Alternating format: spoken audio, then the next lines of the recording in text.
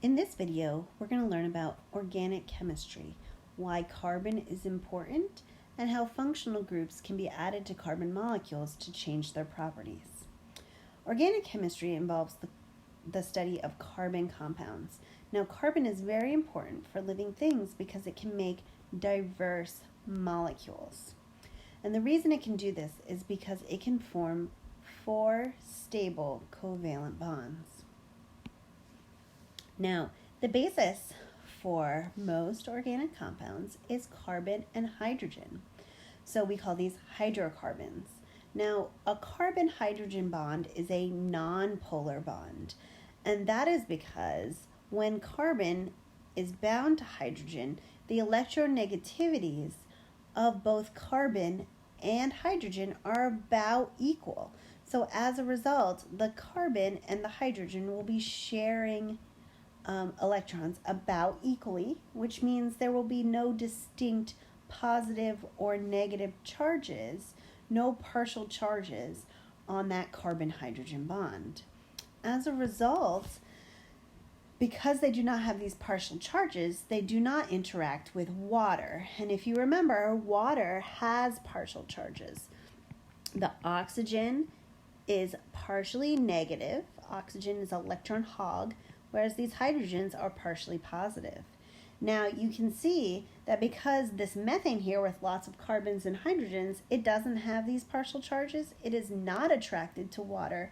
So basically it gets pushed out of the way by the water molecules that are attracted to each other. Now hydrocarbons are very stable molecules. However, we can vary them and kind of make a diverse set of molecules.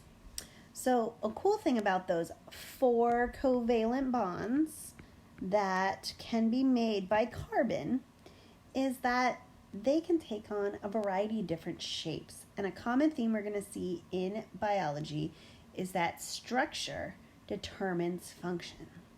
So we can see here that because it makes 4 covalent bonds, you can have carbon molecules that vary in length. You can have very large carbon molecules or short ones. You can also have branching. So the way that the carbons form bonds with each other, rather than forming a straight line, you could have a carbon bound to a carbon and make its own separate branch. Now, despite the fact that both of these molecules, butane and isobutane, have 4 carbons, because they have different shapes, they will behave in different ways and be used in different ways in nature. Another thing that can be formed is you can have a variety of different types of bonds. You don't just have to form single bonds, as you can see between these carbons or between the carbon and hydrogen. You could also have a double bond where instead of sharing a single pair of electrons, you're sharing 2 pairs of electrons. Carbon can also form triple bonds as well. And so that again can affect the length and the shape of the molecule, because when you have these double bonds, it often makes almost like a kink in your hydrocarbon. Now, another cool thing is that sometimes, especially in aqueous environments or water environments, some of these hydrocarbons can form rings, which give it an additional shape. So you can see there's great diversity in the structures that can be made with carbon. So just to remind you from something that you might have learned about more in chemistry, is the idea that you can end up with different structures from molecules that have the same molecular formula. So basically they have the same components, the same number of each element, but because of the fact that you can have carbon forming single bonds, double bonds, branching bonds, making rings, you can get a variety of different shapes. So that means you're going to get a variety of different functions. Another cool thing about a carbon skeleton is that you can add functional groups. Now, functional groups are groups of elements that are bonded to our carbon skeleton, and they can affect basically the reactivity of that molecule. So we'll see that sometimes these functional groups make that portion of the molecule hydrophilic or more attracted to water, whereas those hydrogens and carbons may not necessarily be attracted to water if there's no functional groups on there. It's often the functional groups that are the reactive portion of these carbon compounds and are going to be involved in important chemical reactions we learn about this year. So we're going to learn about the main groups of functional groups. And we're going to learn about their structure and how they change the function of carbon molecules when they're added to it. Now, you may not have to necessarily, on the AP exam, identify which functional group is which, but you might be given a molecule and you might have to figure out how that molecule behaves in, for example, water as a result. So it's really important that we get these functional groups down so that we can understand the behavior of larger molecules within our bodies and within cells later on. All right, so I keep saying structure determines function. So let me just give you an example before we dive into these different functional groups.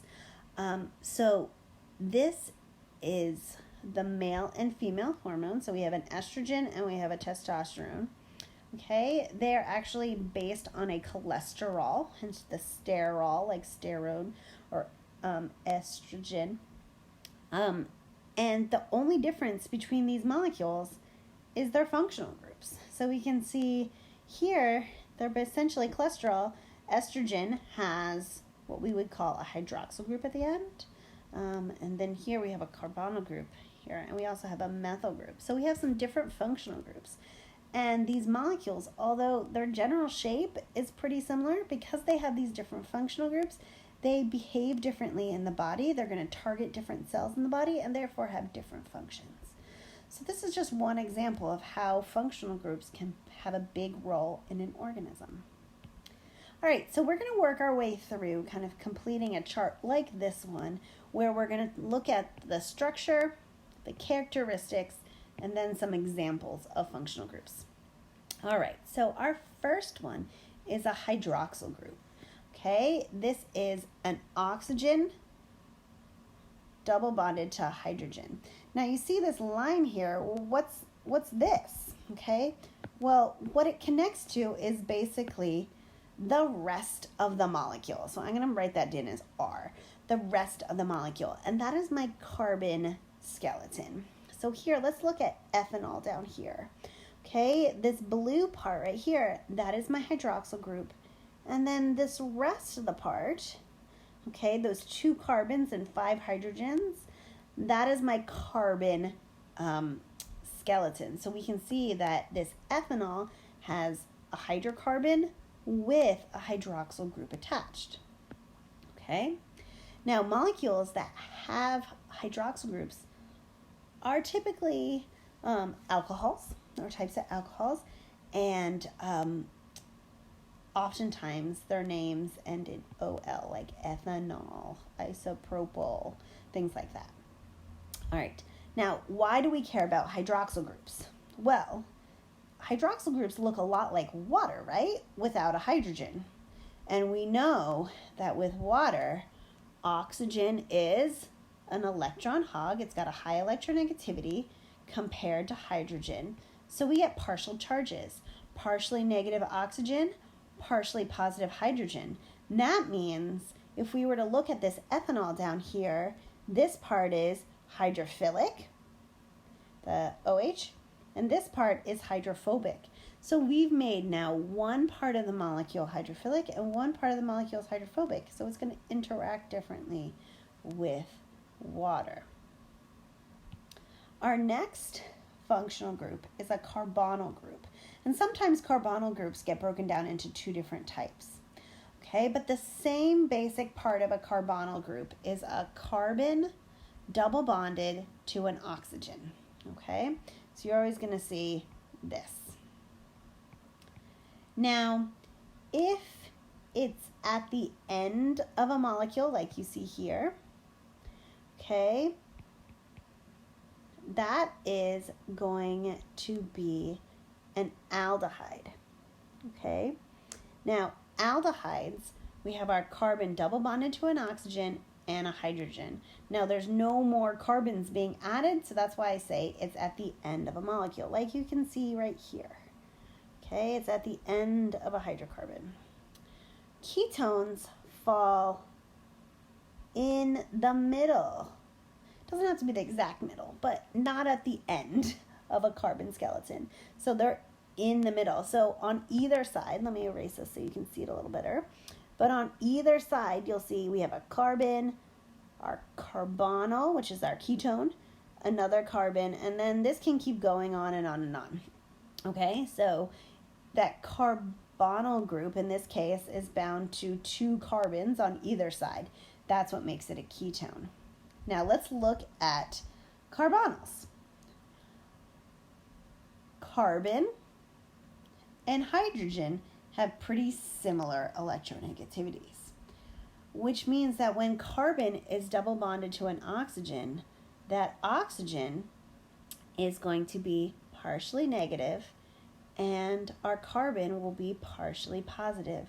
So again, like our hydroxyl group, where we have these partial charges, they're going to make part of the molecule polar and part of the molecule potentially not polar. So again, wherever that carbonyl falls, it's going to make that portion of the molecule polar.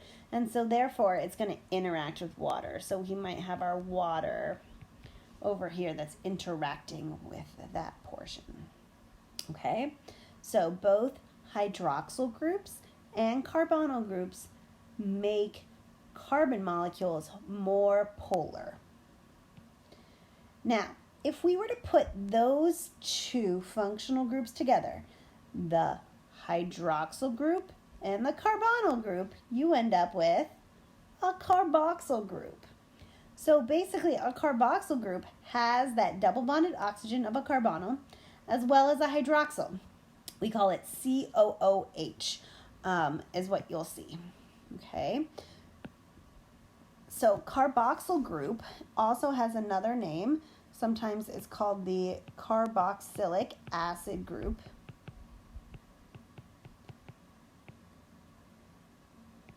Okay, because they tend to be acidic, and we'll talk more about that in a second. But here's your basic thing. So this would be your rest of the molecule. Here's your functional group, carbon double bonded to an oxygen, bound to a hydroxyl group. So here you can see it, a structural formula written right there. Now, this portion right here can act as an acid. So remember, acids tend to donate hydrogen ions to the solution. As a result, they can give away that hydrogen ion, and they can become ionized, as you see here. So instead of COOH, you might see COO minus. And that is perfectly fine when carboxyl groups are found in molecules in water. They often ionize. Okay, so here we have acetic acid. Okay, here is our carboxyl group.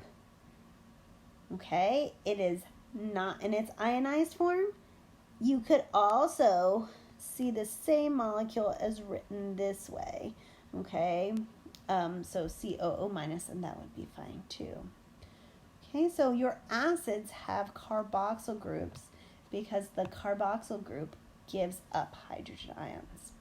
Now that's going to be important because when you have something that acts as an acid and it's giving away hydrogen ions, okay, you now have negative charges that might be attracted to positive charges. So carboxyl groups often help molecules form ionic bonds with other molecules, and we'll learn more about that and see that in a minute. So if we have an acid group, we can also have a basic group, okay? And that is the amino group, NH2.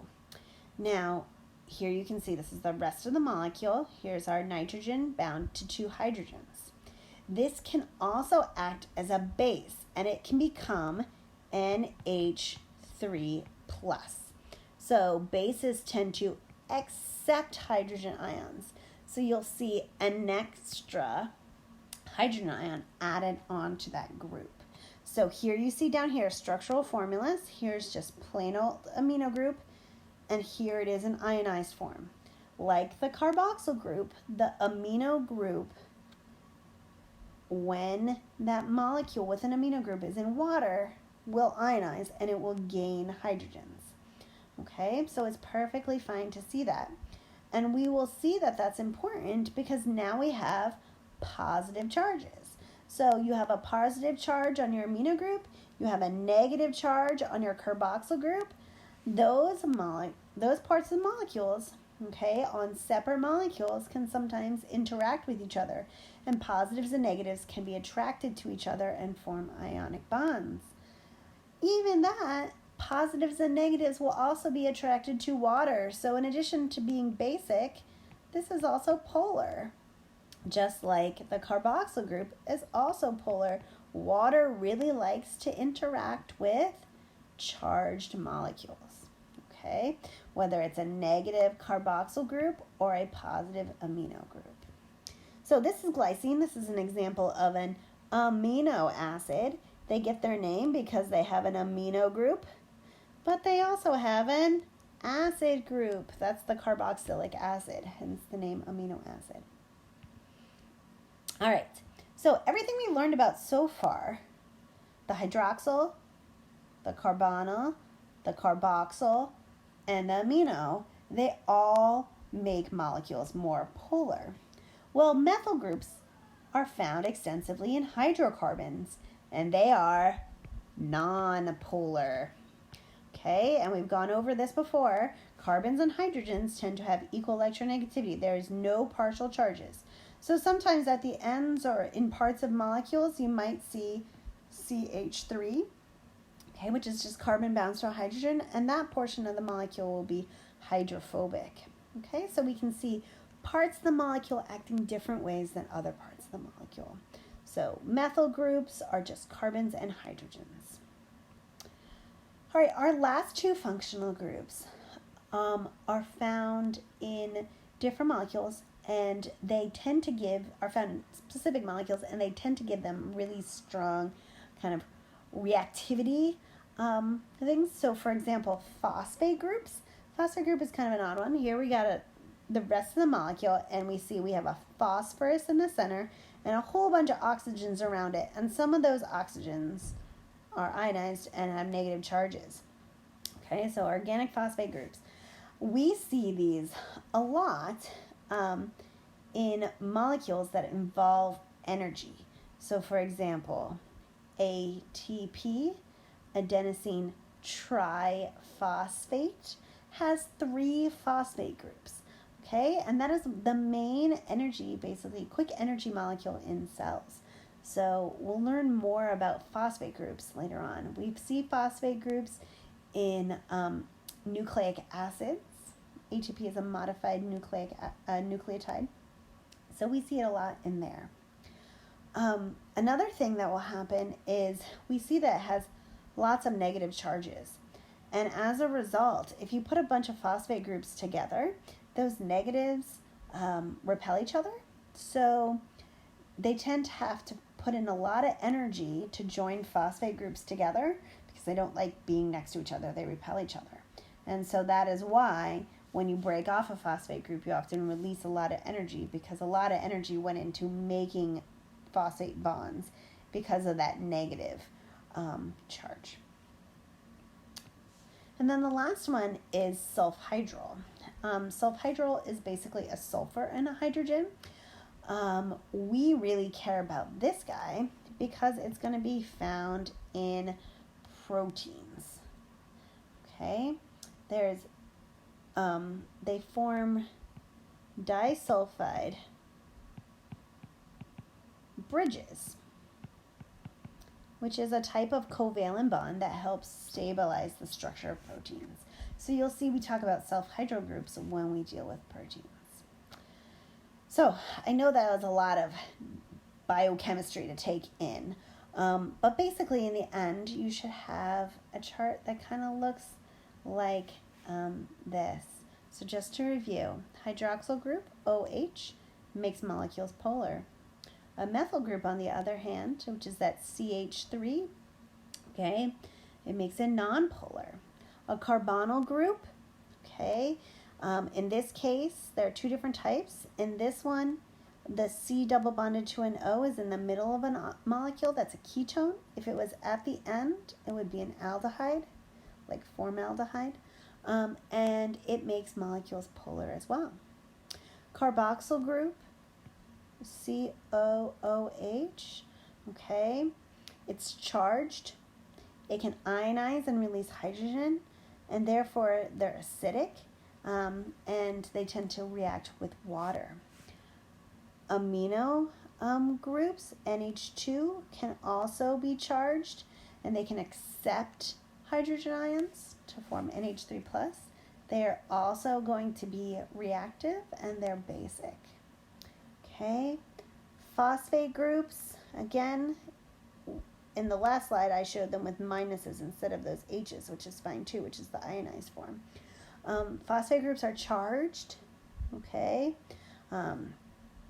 and so they're also going to release, they're very reactive because they have that negative charge and they can release hydrogen ions, so they're also acidic. Self-hydro group is polar, but we really care about them because of those disulfide bonds. Okay, so we're going to get some practice identifying and determining the behavior of molecules based on these functional groups.